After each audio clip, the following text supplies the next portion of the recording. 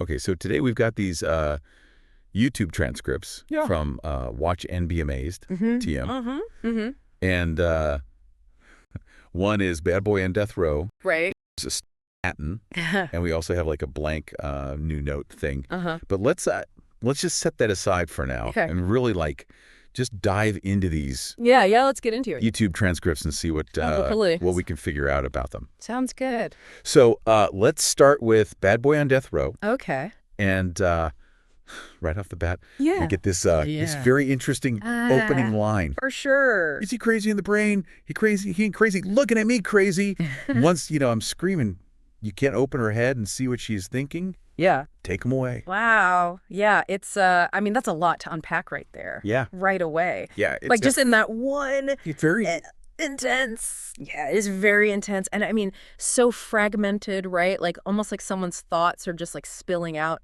Yep. Not like they're under duress or something. Yeah, exactly. And that kind of fits with the title Bad Boy on Death Row, right? So, maybe we're seeing like, this really intense environment reflected in this kind of fragmented thought process. Yeah. Or maybe it's more like internal. Oh, yeah. Could be. Like they're trying to process something really disturbing. Definitely could be that. And that take them away at the end there, like that really suggests some kind of fear, right? Yeah, definitely either fear or like there's some kind of danger. Right, exactly. Yeah, so very raw. Yeah, very raw. Then we run into this idea of the preacher. Okay. Who's described as the cornerstone of the church, the messenger, the supplier of the world. Okay, so we're getting a little bit of a, religious maybe connotation here. Yeah, and then there's this very strong statement. Do you believe in the preacher? Do you believe in me, my brothers and sisters? Will you follow the preacher? Will you follow me, my brothers and sisters? If not, to hell you should go, in hell you should dwell always. Wow, so that's pretty forceful. Yeah, wouldn't you say? Yeah, like there's no room for doubt there, right? Yeah. Very uncompromising. Yeah, so it begs the question, is this like a literal preacher? Right. Or is it more like this idea? Yeah, it could be. Of like an ideology. Totally. Or like a belief system that the speaker just like totally adheres to. Yeah, and the intensity of it like that really does make you think that it's something that they just aren't willing to like budge on. Right. Yeah, no compromise. Yeah, exactly. Okay, so let's shift gears completely here. Okay. And look at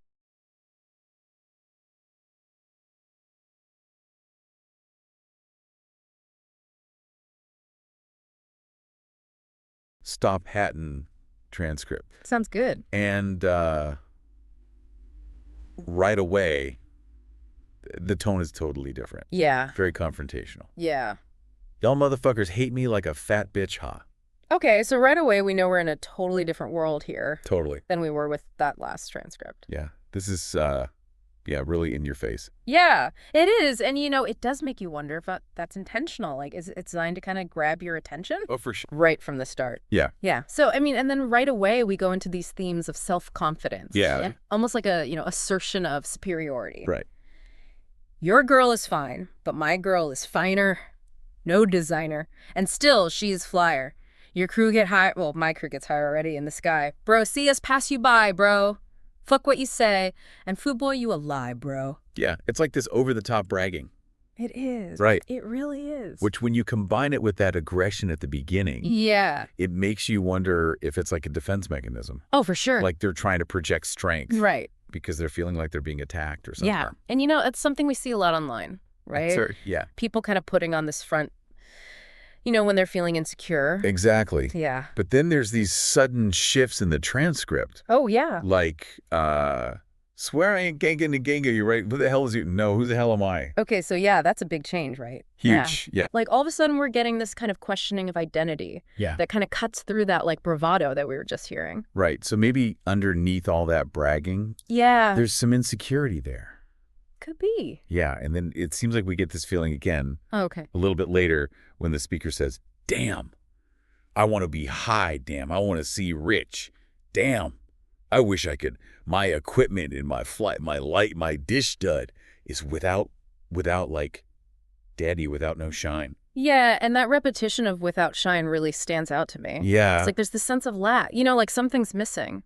Yeah, for sure. And then we get these little glimpses into their life. Okay. Like personal references. Uh-huh. Like Valentin Dr. Deer Time Or grandma will be like, son, that boy fucking goddamn, what the hell you smoking on?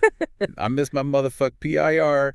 That nigga know me since 96. Yeah. And those are really interesting because for us, coming in from the outside, we don't have the context. No. Yeah. And understand what those mean, but clearly they mean something to the speaker. Right. And they mean something probably to the people who this message was intended for. Yeah. So it's like a reminder of how much online communication really relies on that shared context, within certain communities. For sure. Yeah. And the language throughout this whole Stop Hatton transcript is so informal. It is. And direct, Yeah.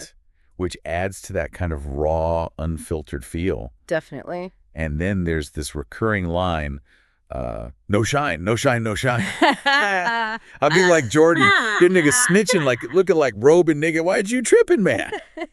Yeah, that one's interesting because you've got the speaker comparing themselves to Michael Jordan. Yeah. Which, he's like a symbol of success. Right. But then in the same breath, they're accusing other people of snitching and robbing. Right. Yeah, it's like two opposite things. It is a real juxtaposition. Yeah. Yeah.